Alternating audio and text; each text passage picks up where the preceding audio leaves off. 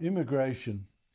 I mean, the Albanese government's right. It's been trying to smash Peter Dutton for saying, well, he's got a plan to cut immigration if he becomes leader to Prime Minister to ease the housing crisis.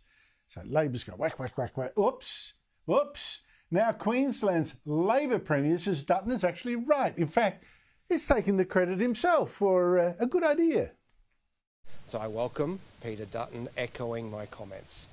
At the moment, we have a population that is increasing at roughly twice the rate that the Queensland construction sector can build houses. Joining me is the panel, Cameron Milner, former Chief of Staff to Labor leader Bill Shorten, now Director of GXO Strategies, and Michael Costa, former New South Wales Labor Treasurer. Cameron, the Prime Minister surely has a problem here. You've got polls showing overwhelming support for cutting immigration. Now Queensland Labor Premier says, that was my idea first. How can the Albanese government keep attacking Dutton for saying the same? Slash immigration. Well, don't you like it when Queenslanders get it right? Because Peter Dutton's right and Premier Stephen Miles are right. Albanese has opened the floodgates on immigration, opened the floodgates in a desperate attempt to avoid a recession. But look at what we're living with. We're living with huge rental lists. We're living with people unable to buy homes and houses for their families. Huge issues caused by Albanese losing control of migration and flooding the borders. That's the problem that Albanese is dealing with. And I'm just glad a couple of Queenslanders called him out for it. But here, Michael, you're the hard-head money man here, the former treasurer. Now, can you explain perhaps a mystery to me? Because one of the big excuses we heard it again day in, day out since Dutton said this. One of the big excuses of mass immigration, we need all these migrants to fix our skills shortages. That excuse has been used ever since the year 2000 and before. In that time, we've imported more than 8 million immigrants and we're still short of skills. So clearly, it's not working, is it? Well, I think it's a bit more complex than that. But I also note there was another Queenslander out there trying to put the knife into Dutton today, and that was Chalmers, and his argument was quite dopey. Look, Andrew, the bottom line here, of course, is that you do need immigration, and what Dutton's proposing, and I think he's outfoxed the government on this, and that's why they're squirming all over the place looking for an argument. He's only proposing a temporary suspension of it till you rebalance the program to focus on skilled migration, but also to get housing supply. Now, housing supply, and I can see why the Queensland Premier is out there arguing the case for this. A lot of the issues have to do with state governments not doing the proper planning and allowing the redevelopments to go ahead. So he's just finding a convenient excuse for his own incompetence up there. But the bottom line is you've got to have immigration.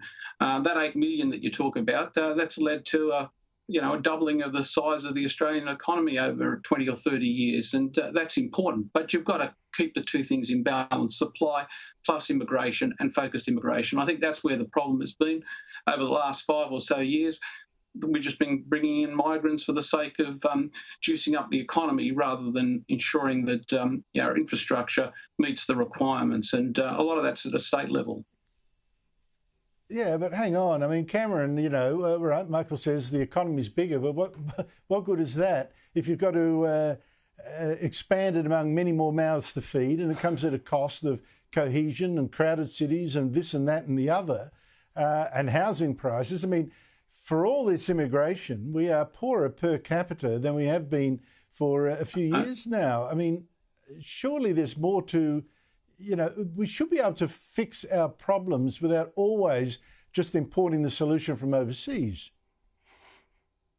Well, and wouldn't it be nice if the skilled labourers were brickies and tilers and carpentry guys who could build a few houses as well, rather than public servants and pen pushers? So look, no, I think we've got to get the balance right. Clearly, we need to house the existing Australian population, and that's the point Peter Dutton's made. Peter Dutton says, let's pause to actually catch up to where we need to catch up to. Stephen Miles has said the same. If you come to South East Queensland, it's going topsy at the moment in terms of people trying to find housing. So no, we need to stop the floodgates, close them off, actually sort out our own backyard and do that hopefully with some skilled migrants who can build a few houses, Andrew. See, this is the issue, Michael. I should give you a right of reply to what I just said. I've seen two surveys, one by the Australian Population Research Institute, saying that a lot of the people we bring in as skilled immigrants don't then work in the area that we brought them in for. And a lot of the students that we then give permanent residency to don't actually work in skilled work themselves. So this is the issue, really. I mean, it seems to be a very crude way of overcoming the skill shortages. Well, you're right about that, Andrew. And as I said, there needs to be a focus on skill migration. I'll just take you up on that point. I mean, the per capita recession's only been a recent phenomenon. The 2 decades prior to that, we had growth in real incomes, even though productivity was low. So I don't think we should be throwing out the baby with the bathwater here. A temporary suspension of the migration program and a rebalancing towards the skills that we need, as Peter Dutton's proposing, makes a lot of sense, and I think it should be supported. But as a country, we do need to have a steady state of sustainable migration. Our birth rates, for a start, are declining, and if we don't do that, we're going to end up in all sorts of problems supporting our welfare system, our infrastructure that's declining. So it's a matter of getting the balance right, and at the moment, it's not right. Except, of course, if that's the model you have, you will keep growing every single year for the rest of our lives and our children's and grandchildren's lives. And I don't know that inevitably will lead to a better country. I mean, there's got to be some point where you reach an almost optimum population. I would have thought Japan certainly thinks that it's gone that way. But here's another issue. Where is the Prime Minister's leadership, Cameron? I mean, today refusing to comment on the International Criminal Court's chief prosecutor wanting to charge Israel's Prime Minister with war crimes and saying, oh, I don't comment on overseas court cases, before then commenting on an overseas court case involving Julian Assange. I mean, what is going on? Oh, it's terrible. And Albanese yet again has gone AWOL on international relations and international affairs, waiting for DFAT and then Penny Wong to tell him what to say after the press conference. Can I say about the ICC? I mean, what a farce. What a farce that you have a situation where there's an equivalency between Hamas and Israel. I mean, can we talk about the ICC for a moment? China's not a member, India, Russia, United States, Israel's not even a member. They've got Venezuela, the 3rd most corrupt country in the world, as a member of the ICC. And this august body deems it necessary to charge a country that's defending its own people from terrorism. It's awful, Andrew, and I think the ICC stands in shame for what their prosecutor tried to do, which is basically created headlines for Hamas. That's all he's done. Well, it's like the United Nations Human Rights Council. It's got its members, China, Cuba, countries like the United Arab Emirates, Qatar, people that aren't... it's outrageous. Michael, what do you make of this?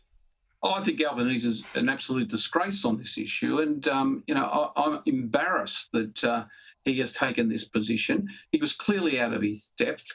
We ought to be suspending our membership of the ICC over this. We have a situation now where Albanese looks weaker than Biden, who we all know has got some mental challenges at the moment, and he's doddering around. He's been an embarrassment. I think this is the most embarrassing thing that I've seen come out of this Prime Minister. And I think it's appropriate that we consider. There's a long list, Michael. This one really grates, because there's no basis for what he said today. And there needs to be a suspension of our membership until the situation's rectified in the way this place is run. Look, it's Monty Python legal philosophy, as far as I can see. You basically find an excuse to justify the action you've taken politically, and it's a disgrace, an absolute disgrace. That's it. Thank you very much to you both, Michael Costa, Cameron Milner. Really appreciate your time.